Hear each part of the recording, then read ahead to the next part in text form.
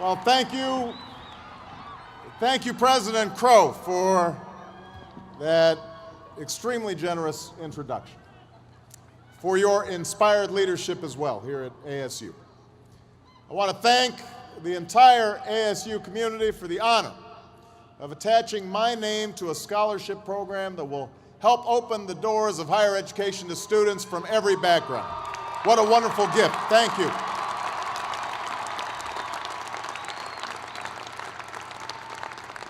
That notion of opening doors of opportunity to everybody, that is the core mission of this school.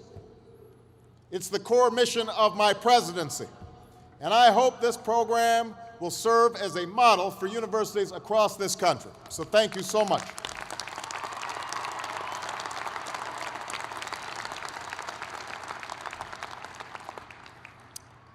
I want to obviously congratulate the class of 2009 for your unbelievable achievement.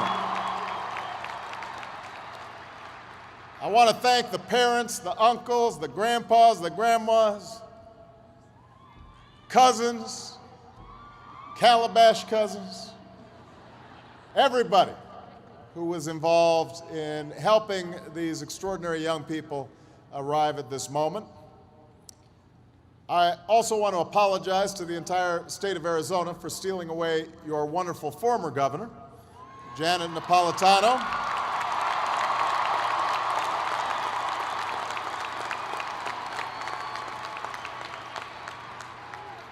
But you've got a fine governor here, and I also know that Janet is now applying her extraordinary talents to serve our entire country as the Secretary of Homeland Security, keeping America safe, and she's doing a great job.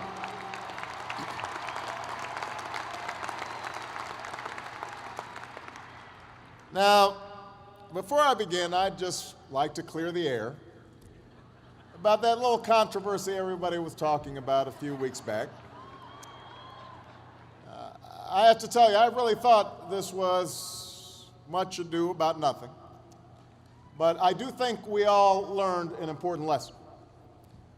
I learned never again to pick another team over the Sun Devils in my NCAA brackets. It won't happen again. President Crow and the Board of Regents will soon learn about being audited by the IRS.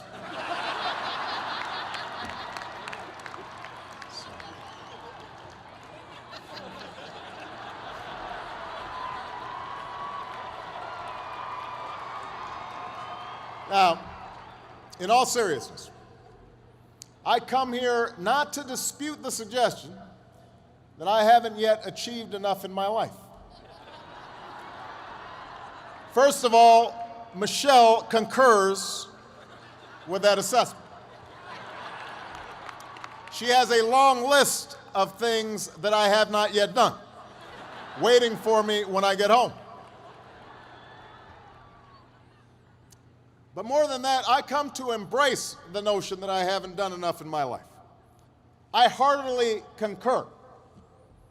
I come to affirm that one's title, even a title like President of the United States, says very little about how well one's life has been led. That no matter how much you've done or how successful you've been, there's always more to do, always more to learn, and always more to achieve.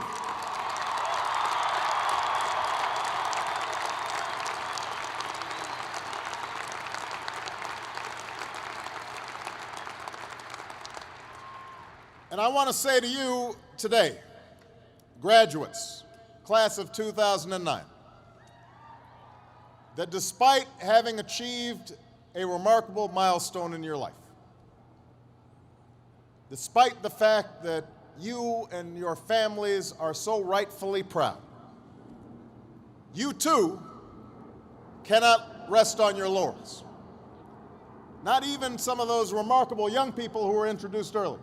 Not even that young lady who's got 4 degrees getting today. You can't rest. Your own body of work is also yet to come. Now, some graduating classes have marched into this stadium in easy times, times of peace and stability, when we call on our graduates simply to keep things going and don't screw it up. Other classes have received their diplomas in times of trial and upheaval, when the very foundations of our lives, the old order, has been shaken. The old ideas and institutions have crumbled, and a new generation is called upon to remake the world. It should be clear to you by now the category into which all of you fall. For we gather here tonight in times of extraordinary difficulty for the nation and for the world. The economy remains in the midst of a historic recession, the worst we've seen since the Great Depression. The result in part of greed and irresponsibility that rippled out from Wall Street and Washington as we spent beyond our means and failed to make hard choices.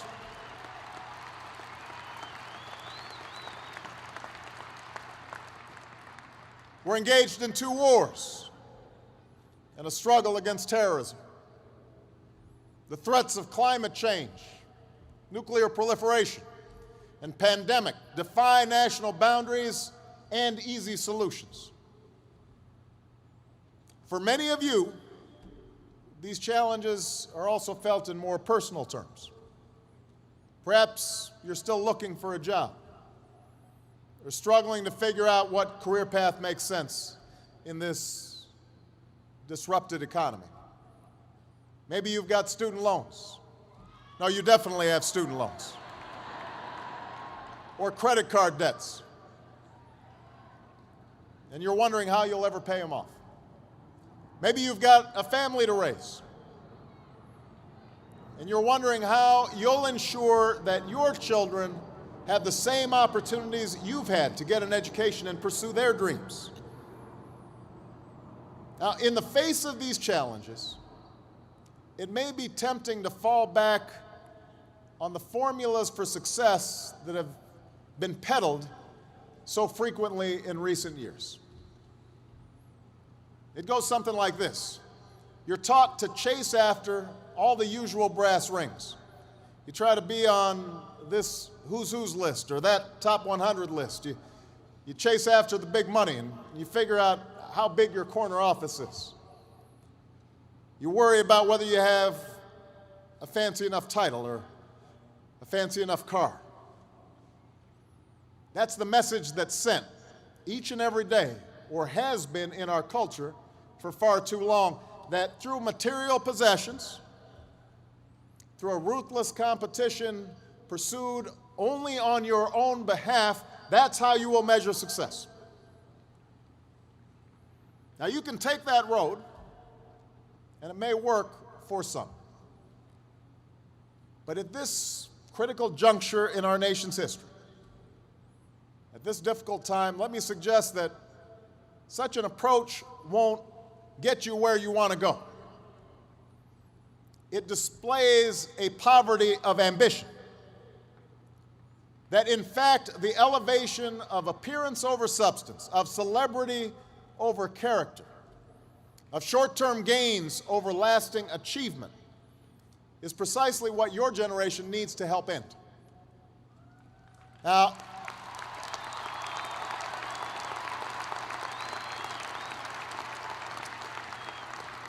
ASU, I want to highlight 2 main problems with that old, tired, me-first approach to life. First of all, it distracts you from what's truly important.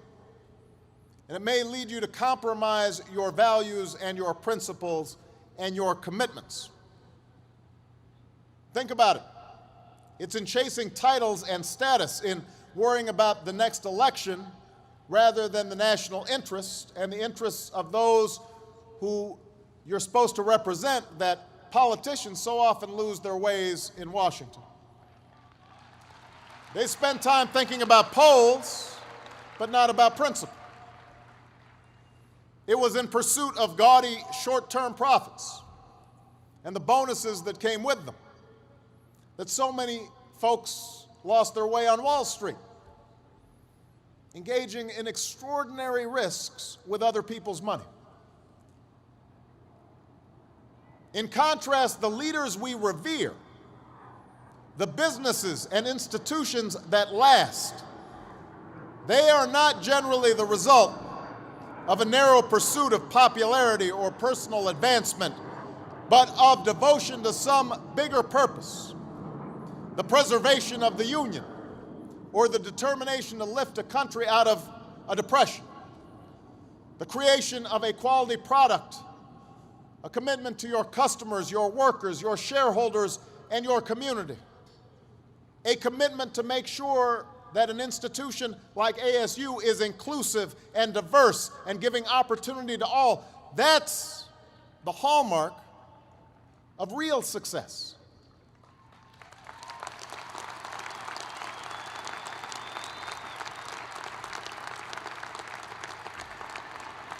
That other stuff, the trappings of success may be a byproduct of this larger mission. But it can't be the central thing. Just ask Bernie Madoff. That's the first problem with the old attitude. The second problem with the old approach to success is that a relentless focus on the outward markers of success can lead to complacency. It can make you lazy. We too often let the external, the material things serve as indicators that we're doing well, even though something inside us tells us that we're not doing our best, that we're avoiding that which is hard but also necessary, that we're shrinking from rather than rising to the challenges of the age. And the thing is, in this new hyper-competitive age, none of us can afford to be complacent. That's true whatever profession you choose. Professors might earn the distinction of tenure, but that doesn't guarantee that they'll keep putting in the long hours and late nights and have the passion and the drive to be great educators. The same principle is true in your personal life. Being a parent is not just a matter of paying the bills, doing the bare minimum. It's not just bringing a child into the world that matters, but the acts of love and sacrifice it takes to raise and educate that child and give them opportunity.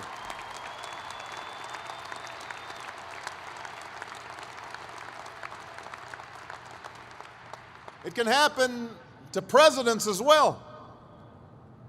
If you think about it, Abraham Lincoln and Millard Fillmore had the very same title.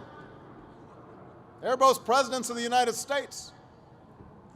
But their tenure in office and their legacy could not be more different. And this is not just true for individuals, it's also true for this nation. In recent years, in many ways, we've become enamored with our own past success, lulled into complacency by the glitter of our own achievements. We've become accustomed to the title of military superpower, forgetting the qualities that got us there, not just the power of our weapons, but the discipline and valor and the code of conduct of our men and women in uniform.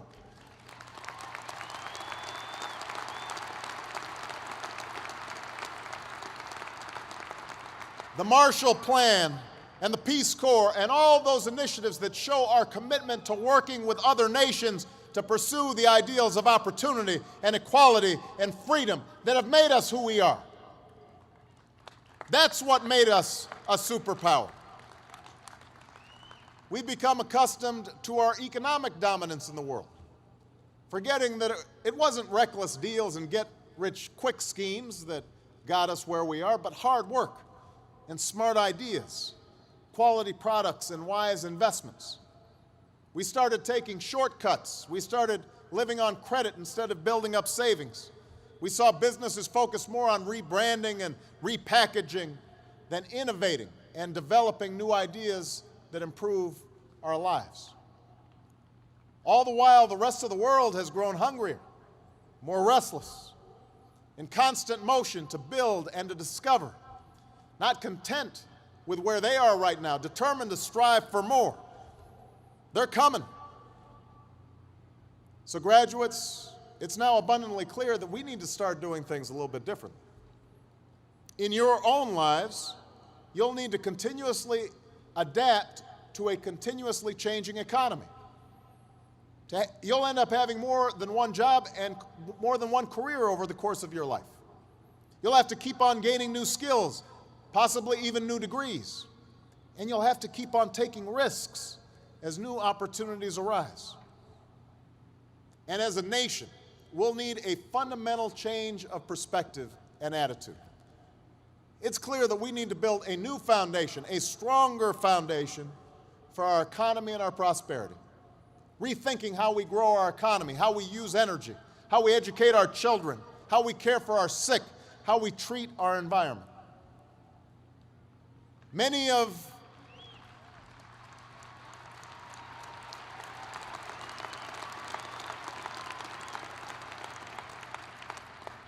our current challenges are unprecedented.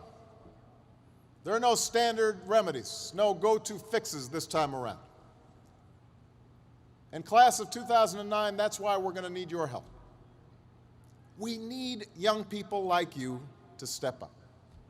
We need your daring, we need your enthusiasm, we need your energy, we need your imagination. And let me be clear, when I say young, I'm not just referring to the date of your birth certificate. I'm talking about an approach to life, a quality of mind and a quality of heart, a willingness to follow your passions, regardless of whether they lead to fortune and fame, a willingness to question conventional wisdom and rethink old dogmas, a lack of regard for all the traditional markers of status and prestige, and a commitment instead to doing what's meaningful to you, what helps others, what makes a difference in this world.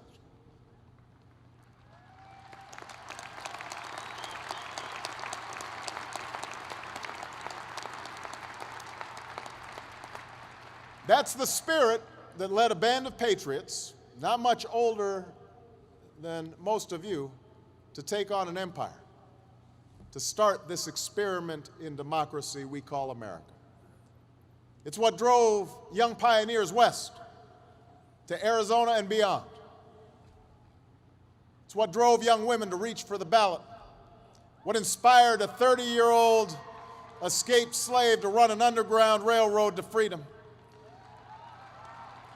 what inspired a young man named Cesar to go out and help farm workers, what inspired a 26-year-old preacher to lead a bus boycott for justice.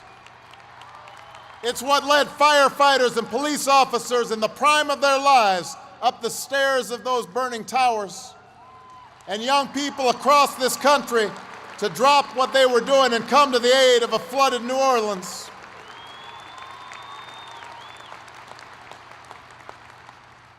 It's what led two guys in a garage named Hewlett and Packard to form a company that would change the way we live and work. What led scientists in laboratories and novelists in coffee shops to labor in obscurity until they finally succeeded in changing the way we see the world. That's the great American story. Young people just like you, following their passions, determined to meet the times on their own terms. They weren't doing it for the money. Their titles weren't fancy. Ex-slave, minister, student, citizen. A whole bunch of them didn't get honorary degrees. But they changed the course of history, and so can you, ASU. So can you, class of 2009.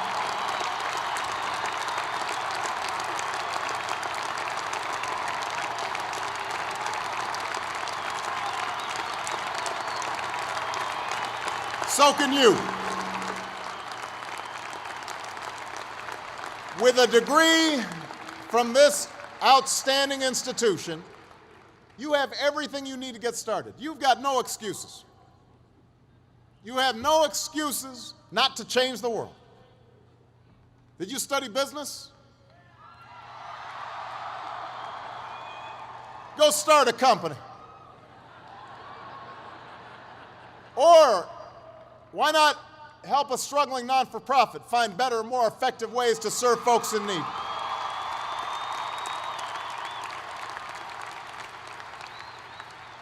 You study nursing?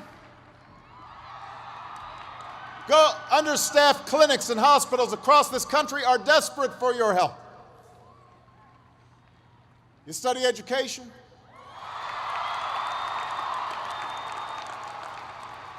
Teach in a high-need school where the kids really need you. Give a chance to kids who can't get everything they need maybe in their neighborhood, maybe not even in their home, but we can't afford to give up on them. Prepare them to compete for any job anywhere in the world.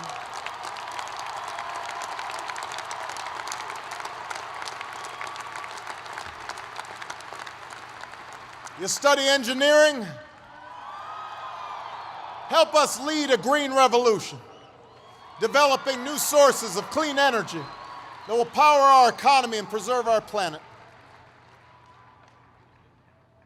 But you can also make your mark in smaller, more individual ways. That's what so many of you have already done during your time here at ASU.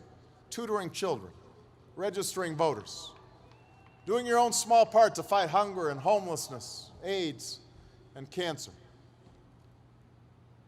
One student said it best when she spoke about her senior engineering project building medical devices for people with disabilities in a village in Africa. Her professor showed a video of the folks they'd been helping, and she said, when we saw the people on the videos, we began to feel a connection to them.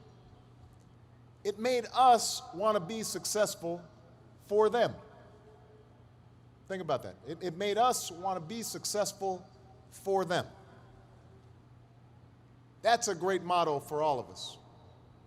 Find somebody to be successful for. Raise their hopes. Rise to their needs. As you think about your life after graduation, as you look into the mirror tonight after the partying's done,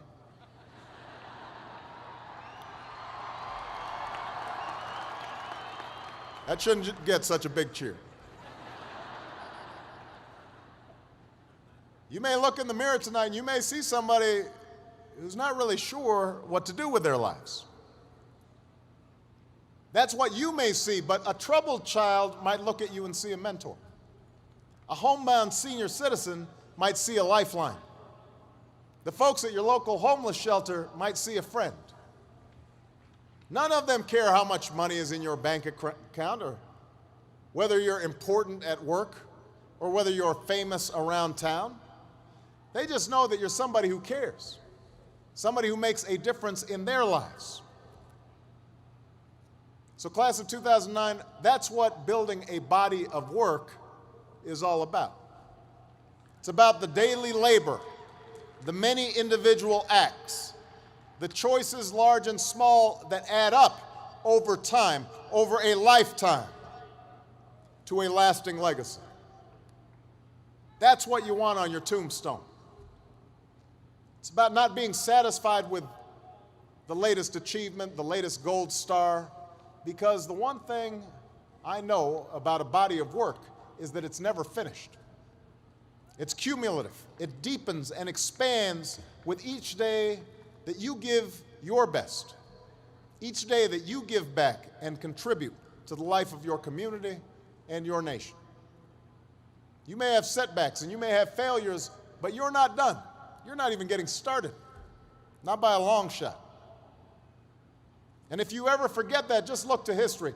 Thomas Paine was a failed corset maker, a failed teacher, and a failed tax collector before he made his mark on history with a little book called Common Sense that helped ignite a revolution.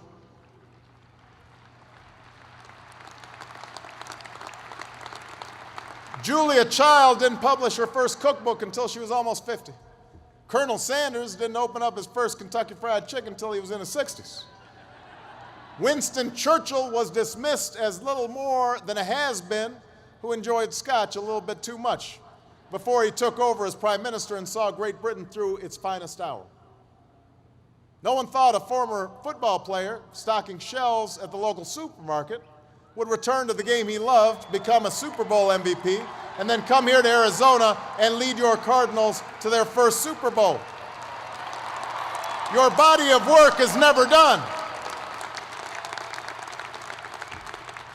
Each of them, at one point in their life, didn't have any title or much status to speak of, but they had passion, a commitment to following that passion wherever it would lead, and to working hard every step along the way. And that's not just how you'll ensure that your own life is well lived. It's how you'll make a difference in the life of our nation. I talked earlier about the selfishness and irresponsibility on Wall Street in Washington that rippled out and led to so many of the problems that we face today. I talked about the focus on outward markers of success that can help lead us astray. But here's the thing, class of 2009, it works the other way too. Acts of sacrifice and decency, without regard to what's in it for you, that also creates ripple effects. Ones that lift up families and communities, that spread opportunity and boost our economy, that reach folks in the forgotten corners of the world, who in committed young people like you see the true face of America, our strength, our goodness, our diversity, our enduring power, our ideals. I know starting your careers in troubled times is a challenge, but it is also a privilege, because it's moments like these that force us to try harder and dig deeper and to discover gifts we never knew we had, to find the greatness that lies within each of us. So don't ever shy away from that endeavor. Don't stop adding to your body of work. I can promise that you will be the better for that continued effort, as will this nation that we all love. Congratulations, class of 2009, on your graduation. God bless you, and God bless the United States of America.